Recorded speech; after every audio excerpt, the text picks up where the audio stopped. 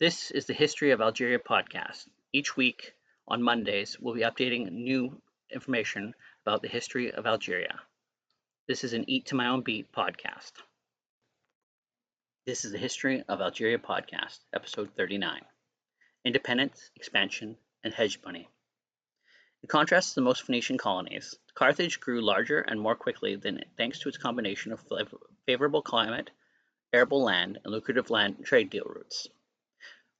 Within just 1 century of its founding, the population rose to 30,000. Meanwhile, its mother city, which for centuries was the permanent economic and political center of Phoenician civilization, saw its status begin to wane in the 7th century BC, following the succession of sieges by the Babylonians. By this time, a Carthaginian colony had become immensely wealthy for its strategic location and extensive trade network.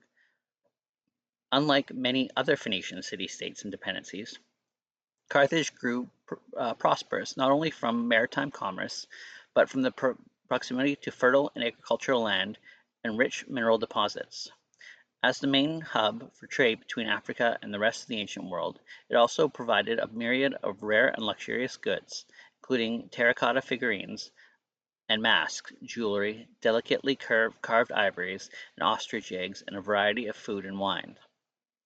Carthage's growing economic prominence coincided with the nascent national identity. Although Carthaginians remained staunchly Phoenician in their customs and faith, by at least the 7th century BC, they developed a distinctive Punic culture infused with local influences.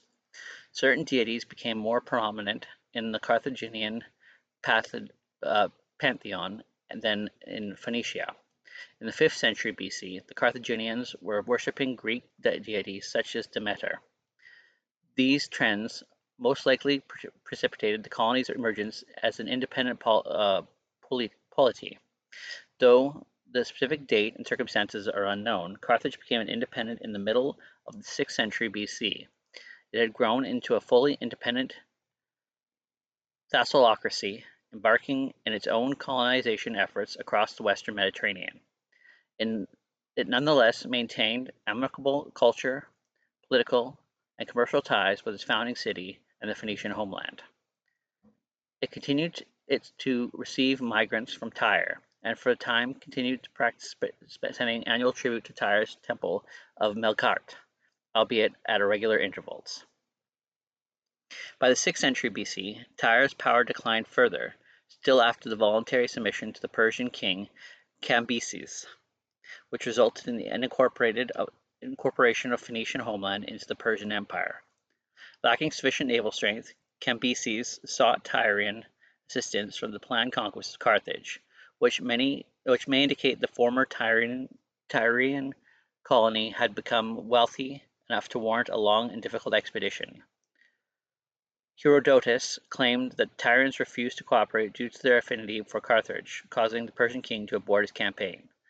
Though it escaped reprisal, Tyre's status as the Phoenicians' leading city was significantly circumscribed. Its rival, Sidon, subsequently garnered more support from the Persians. However, it too remained subjugated, leading the way for Carthage to fill the vacuum as the leading Phoenician political power.